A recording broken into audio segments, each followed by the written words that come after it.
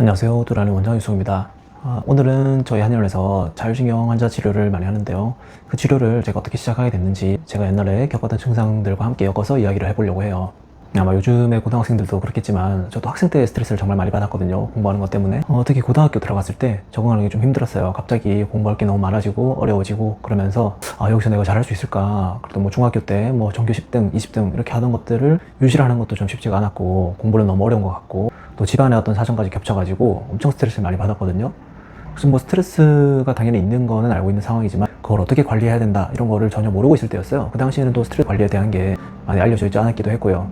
고등학교 반배치고회사에서 전교 2등으로 입학을 했었는데 막상 1학년 1학기 중간고사를 쳤더니 수학이 5등급이 나온 거예요. 근데 총 이제 1등급부터 9등급까지인데 5등급이 나왔으니까 저는 깜짝 놀랐거든요.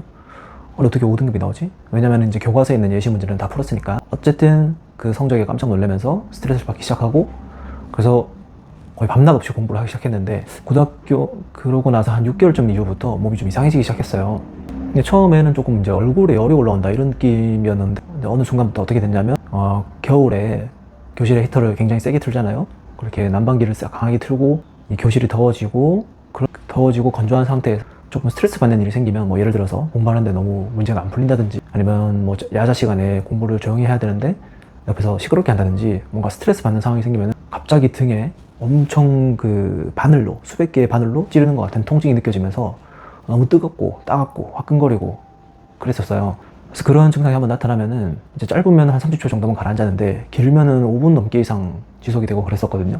그러니까 그럴 때는 등이 너무 따갑고 아프니까 또 열나고 공부를 할 수가 없었죠. 그러면서 또 어떤 증상들이 있었냐면은 밤에 잠을 좀 자는 게 어려웠고 코피가 많이 났고 눈이 충혈이 많이 됐고 입안에 곤내염도 잘 생기고 그랬었어요.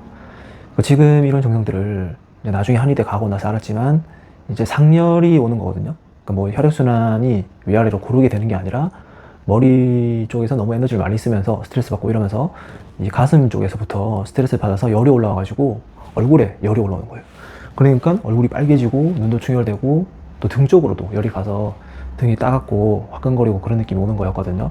근데 이렇게 공부를 하는데 좀 지장이 생기고 제가 힘들어하니까 부모님 이제 저를 치료해주기 위해서 병원을 데리고 다니셨는데 뭐 원인을 모르겠다, 그게 무슨 병인지 모르겠다 이런 반응이 제일 많았고요. 그 다음에 그나마 이제 그 동네에 있는 병원보다는 약간 큰 병원 있죠. 이제 입원실도 있고 수술도 하고 그런 병원에 갔었는데 거기서 자율신경 실조증인 것 같다는 얘기를 했었어요. 그때 이제 자율신경이라는 걸 처음 알게 됐었죠. 그걸 알아내는 데만도 거의 한 달 넘게 걸렸던 것 같아요. 근데 그동안에도 저는 계속해서 증상이 심해지고 있었고 처음에는 좀 따끔거리는 게 30초 정도 됐다면은 나중에 됐을 때는 거의 한 5분에서 10분 정도까지 그 증상이 지속되는 바람에 친구들이 제 등에다가 막 너무 더워하고 이러니까 막 찬물을 뿌려주고 이런 적도 있었거든요. 정말 극도의 스트레스를 받고 있었던 거죠. 자율신경은 완전히 이제 교감신경 항진으로 브레이크가 박살난 자동차 같은 상황이 됐고요. 근데 결국 그 자율신경 실조증을 진단은 받았는데 어떻게 치료를 해야 된다 이런 거에 대해서는 약이 없다는 얘기를 들었어요. 그래서 결국에는 이제 어머니께서 데리고 가신 곳이 좀 유명한 한의원이었죠. 그래서 한의원에 갔더니 그 원장님이 이제 사실 그 전에는 내과나 어떤 양방병원을 갔을 때는 의사 선생님들이 저한테 뭐 스트레스 받는 일이 많은지 뭐 제가 기분이 어떤 상태인지 그런 걸 전혀 안 물어봤었거든요. 근데 여기는 한의원에 갔더니 이제 원장님이 일단은 제 마음 상태를 먼저 확인을 하시더라고요. 그래서 공부하는데 스트레스가 많은 건 아닌지 뭐 잠은 잘 자는지. 그래서 이제 특히 이제 또 부모님을 그때 원래 어머니랑 같이 갔었는데 어머니도 잠시 나가 계시겠어요 한 다음에 그러니까 제가 조금 더 편하게 말할 수 있도록 그렇게 노력을 하셨던 것 같아요.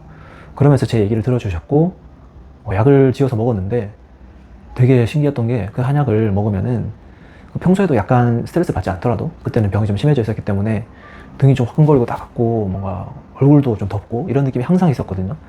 그런데 그 약을 먹으면은 한 5분 정도만 지나도 약간 등이 좀 시원해지는 느낌이 들었어요. 뭔가 등에서부터 열이 빠져나가는 것 같은 느낌?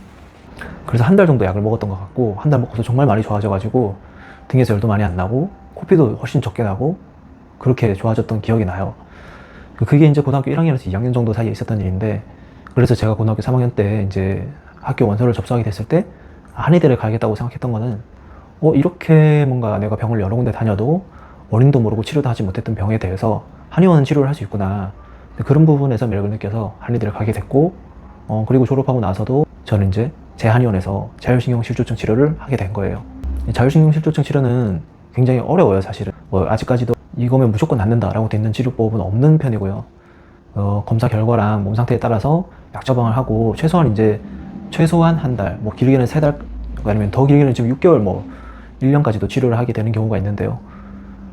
그렇게 하지 않으면은 이 자율신경 실조증은 너무 많은 증상을 불러올 수 있고 그 개별로 다 대응을 할 수가 없거든요. 예를 들어서 뭐 자율신경 실조증 때문에 소화가 안 되고 좀 잠이 잘 안 와요. 근데 그렇다고 해서 소화제나 수면제 먹는다고 해서 자율신경이 회복되는 건 아니거든요. 일시적으로 소화가 좀 되고 좀 자는 것 같긴 하겠지만 근본적인 문제는 해결이 안 돼 있으니까요. 그러면 우리 몸에 있는 자율신경의 흥분도를 낮춰주고 밸런스를 맞춰주는 치료가 필요한 거고, 그런 부분에서 이제 한약이 가장 좋다, 가장 효율적이고 좋은 치료법이다, 이렇게 생각을 하고 치료를 하고 있습니다.